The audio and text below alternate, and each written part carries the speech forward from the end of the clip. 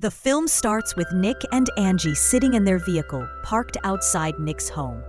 It's been 3 years since Nick last saw his relatives, and he's had no communication with them. Yet Angie succeeds in persuading him to go back home for the holiday. They muster their bravery and press the doorbell, and Nick's mom, Beth, opens the entrance and is thrilled to see her son again. She kindly greets Angie too. Sadly, the pair's joy is brief when Nick's grandpa shows up, who seems anything but happy with his grandson's arrival. Strain fills the atmosphere. Right then, Nick's dad, Tony, appears and quickly starts to voice his frustration about Nick not contacting him for 3 years. The conflict worsens, but Beth steps in and succeeds in calming the strain. Shortly after, Nick's expectant sister, Kate, and her spouse, Scott, reach the home, finishing the family reunion. Angie, Beth, and Kate engage in a word game where Kate attempts to demean Angie due to her heritage. Abruptly, the report of recent attacks in the town blasts from the television. Curious, they hurry to learn more about the event. Yet their grandpa, without pause, points blame at newcomers and minorities, claiming that England has grown dangerous due to their presence. Angie, greatly insulted, confronts the irritating old man's opinions. In a regrettable twist, Kate unleashes a spoken assault on Angie, intensifying the strain in the space. Nick intervenes and offends Kate, telling her to be quiet. Holding Angie's hand, Nick quickly guides her upstairs, away from the dispute.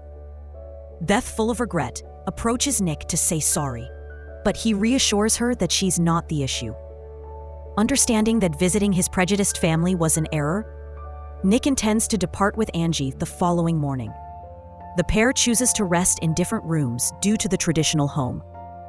Nick and Angie rise early to sneak out while the others are asleep. They head to the main entrance, only to discover a strange obstacle blocking their way.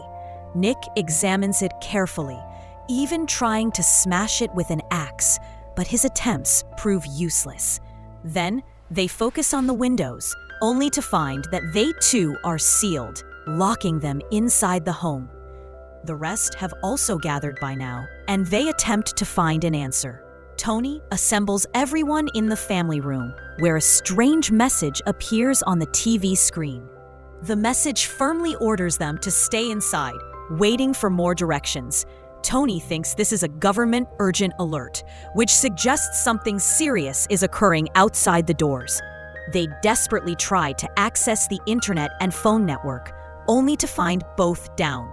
Tony privately talks to Scott, quietly asking for his help as they plan to safeguard their family. To keep some sense of routine, the family comes together to eat a meal. Yet when Angie lets out a slight cough, Grandpa Caden quickly leaps to the assumption that she must be sick with a disease, sparking a fierce argument. Tony, annoyed by the arguing, quiets everyone and takes charge. As he gets ready to slice the turkey, a message suddenly shows on the television, warning them that all the food is tainted and not safe to eat. Nick, seeing the risk of blindly obeying the TV, tries to step in, urging Tony to rethink, but Scott intervenes to restrain him.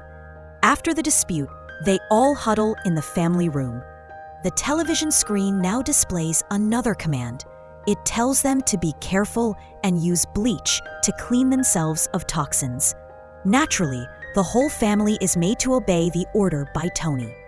Beth hears the cheerful chatter between Nick and Angie. Inspired by their happiness, she attempts to spend time with her spouse, but her controlling husband tells her this is no simple game and stresses the seriousness of the circumstances. After a long time of separation, the family regroups in the family room. Tony confesses to Nick that he might have been too harsh in his method. Nick and Angie also offer their apologies. Everything seems fine until it clearly isn't. Abruptly, a bag of needles falls from the chimney. At the same time, a message appears on the TV screen, telling the family to give shots due to the contaminated air. Nick quickly expresses his worries, but Tony doesn't mind. In his opinion, following orders is the only path. Angie interrupts, saying that open needles can be risky as they might be tainted. Ignoring Angie, Tony rashly gives himself a shot. Then he chooses to clean the needles by boiling them. The grandpa, irritated by the seeming fearfulness of the family members, suddenly takes a needle and gives himself the shot. "Nobody thinks you're courageous, sir." Gradually, each family member begins to take the shot, except Nick and Angie. They don't resist for long and agree anyway. Abruptly, chaos erupts when the grandpa starts to act strangely. Suddenly, he dies, leaving the family stunned. Panic seizes them as they wonder if this shot could be at fault. Yet Tony and Kate come forward, reassuring everyone that the grandpa's death came from an allergic response. As the family attempts to cope with this abrupt loss, another message shows up, ordering the return of the medical tools. Tony takes control and gives Scott the job of returning the needles. Scott grabs the needles and puts them through a strange opening that appears on a wall. In a moment of interest, Scott sticks his hand into the opening. To their dismay, a message quickly shows on the TV, alerting them that the access slot is now tainted. Scott's fortune runs out as he loses 3 fingers instantly. Luckily, Angie, who's a physician, expertly stitches Scott's injuries. Meanwhile, Nick, worn out by the upsetting events, goes to rest and slips into a dream, but is soon awakened by Tony coming downstairs. Nick notices the new message on the display. It states that someone among them is infected, stressing the need for instant separation. The bigots quickly assume it's Angie since she coughed earlier. Nick tries to protect her, but Angie admits they have no option. She's confined with the body of the grandpa. Nick waits outside Angie's room, attempting to talk with her. Angie encourages him to switch off the television and see what occurs. Nick remembers Tony's firm belief that the government is behind the broadcast, yet Angie urges him to take the chance.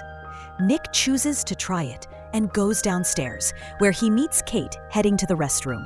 They have a short talk, and Kate even lets Nick feel her baby's kicks. As she leaves, Nick takes the chance to turn off the television. To his shock, Kate appears right then. Her temper rises when she finds the television is off. She shouts for her dad, who quickly arrives and turns the television back on. The display shows a series of symbols before a red alert cautions them about the dangers of stopping the urgent signal. Kate unleashes an assault on Nick, forcing him to protect himself. Scott steps in, worsening the conflict further. Disorder follows as Scott throws Nick at Kate, causing her to fall from upstairs and break her leg. Scott stays still, seemingly stunned. Abruptly, a message appears on the television screen saying, "I see you." It snaps Scott back to reality, and he hurries to help the hurt Kate. Nick and Tony quickly place her on the kitchen table, the pain making her pass out. Nick, worried for his sister's health, tries to offer help. Tony, being a neglectful dad, declares he must return to his room and leaves Nick to care for his hurt sister alone. Nick hurries upstairs and tells Angie about Kate's state, who gravely tells him that the injury is now infected, and without medical care, Kate will perish. Nick doesn't delay and hurries to tell Scott about Kate's state. Scott, full of resolve, understands they must flee to save her. He assures Nick that he can count on him. The talk turns to happier ideas as Scott imagines a future with Kate and their unborn baby. They eagerly discuss possible names, Louis for a boy or Ruby for a girl. Then Nick goes to the restroom to clean up. Abruptly, his gaze lands on a toilet pipe. Moving quickly, he makes a hole in the wall and uses his phone on a makeshift stick to get a look outside.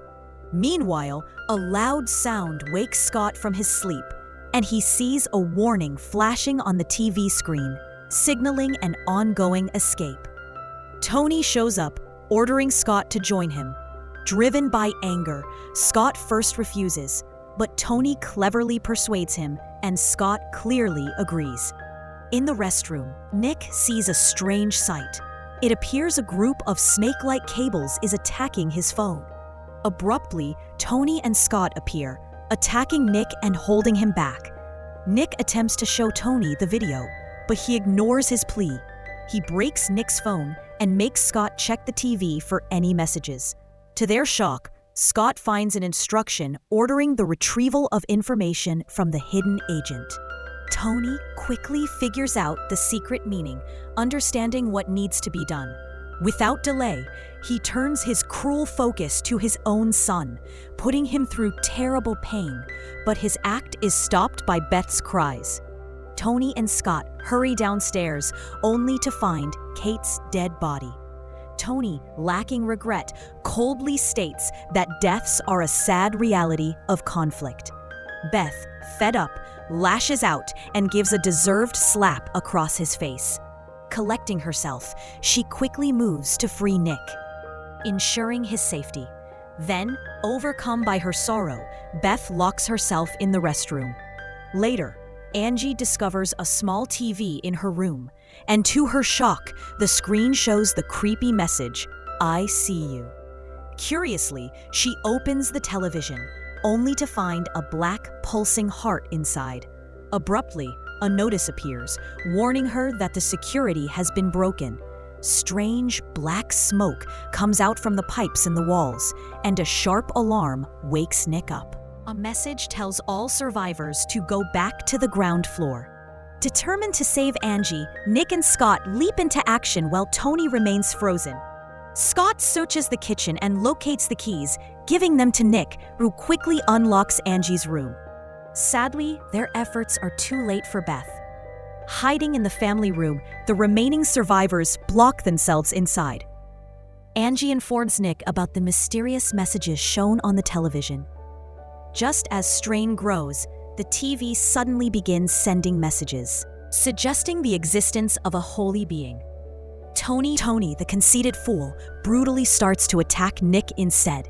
Angie refuses to do the surgery until Scott attempts to save Nick. With no other choice, he agrees, but is quickly killed by Tony. Nick fights back against Tony, entering a tough struggle. After a tiring fight, Nick succeeds in defeating Tony with Angie's help. To finally end him, he drops the TV on him. As the television smashes onto Tony, something strange occurs. Wires start appearing not only from the television, but also from the windows. To Nick's terror, the wires take over Tony, turning him into a hideous monster. The wire creature speaks through Tony, telling Nick and Angie to praise it. Amazingly, Nick understands that the creature doesn't plan to kill them. Instead, it shows itself as a parasite, relying on its existence to live. Nick acts fast. He destroys the creature hidden inside the television, making it burst. In a moment, the wire creature meets its end, bringing relief to Nick and Angie. But their relief is brief. To their complete shock, the supposedly beaten creature rises again.